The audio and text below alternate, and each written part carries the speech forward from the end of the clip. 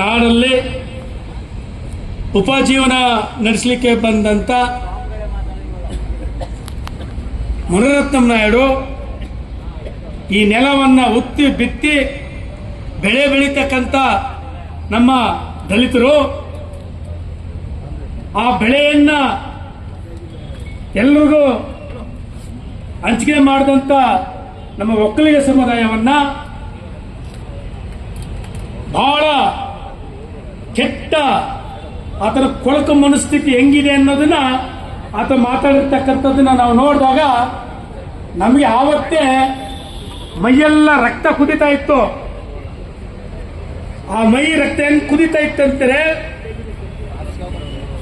B Gopal ಅವರು, ಮಾವಳ ಶಂಕರ್ ಅವರು, ನರೇಂದ್ರ ಸ್ವಾಮಿ ಅವರು, ಸುಧಾಮ್ ಸರ್ ಅವರು, ನಾನು ಅನೇಕ ಮುಖಂಡರು ಒಟ್ಟಿಗೆ ಸೇರಿ ಅವತ್ತು ರಾತ್ರಿಗೆ ಅವ್ರ ಮನೆಗೆ ಮುತ್ತಿಗೆ ಹಾಕೋಣಂತೇಳಿ ನಾವು ಪ್ಲಾನ್ ಮಾಡಿದ್ವಿ.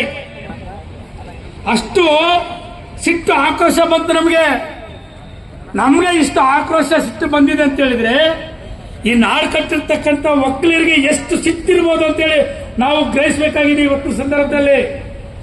ಆ ಸಿಟ್ಟು ಮುಂದೆ ಬರ್ತಕ್ಕಂಥ ಇಂಥ ಮನುವಾದಿ ಏನ್ ನಮ್ಮ ಶರತ್ ಬಚ್ಚೇಗೌಡರು ಹೇಳ್ತಾ ಇದ್ರಲ್ಲ, ಈ ಮನುವಾದಿ ಸ್ಥಿತಿಯನ್ನ ಒಳಗೊಂಡಿರ್ತಕ್ಕಂಥ ಈ ಸಂಘ ಪರಿವಾರದ ಕುಚೇಷ್ಟೆಗಳನ್ನು ಹೊಂದಿರತಕ್ಕಂಥ ತಂದೆ ಪೆರಿಯಾರ್ ಅವರು ಹೇಳ್ತಾ ಇದ್ರು, ನಾಗರಾವ್ಗೆ ತಲೆಯಲ್ಲಿ ವಿಷಯ ಇದ್ರೆ ಈ ಮನುವಾದಿಗಳಿಗೆ ಮೈಯೆಲ್ಲ ವಿಷಯ ಇದೆ ಅಂತ ಹೇಳ್ತಾ ಇದ್ರು.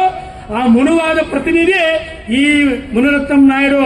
ಇಂಥ ಮುನಿರತ್ನಂ ನಾಯ್ಡು ಏನು ಪ್ರತಿನಿಧಿಸ್ತಾ ಇದ್ದಾರೆ ಆ ಒಂದು ಪಕ್ಷವನ್ನ ಇವತ್ತು ನರೇಂದ್ರ ಮೋದಿ ಅವರಿದ್ದಾರೆ, ಸನ್ಮಾನ್ಯ ನರೇಂದ್ರ ಮೋದಿ ಅವರು ಇವತ್ತು ಇಡೀ ದೇಶದಲ್ಲಿ ಬಹಳ ಅಗ್ರೆಸಿವ್ ಆಗಿ ಮಾತಾಡ್ತಾರೆ. ಹಿಂದೂಗಳೆಲ್ಲ ನಾವೊಂದು, ಮುಸಲ್ಮಾನರ ಬೇರೆ ಅಂತೇಳಿ.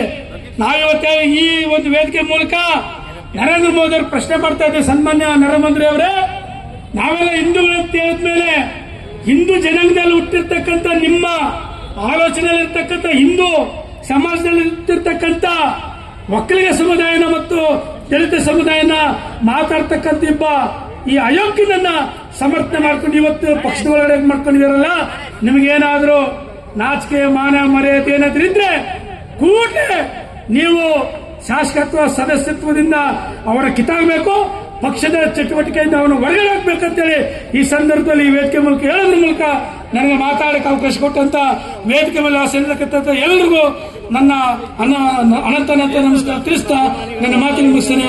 ಎಲ್ರಿಗೂ ಜೈ ಭೀಮ್.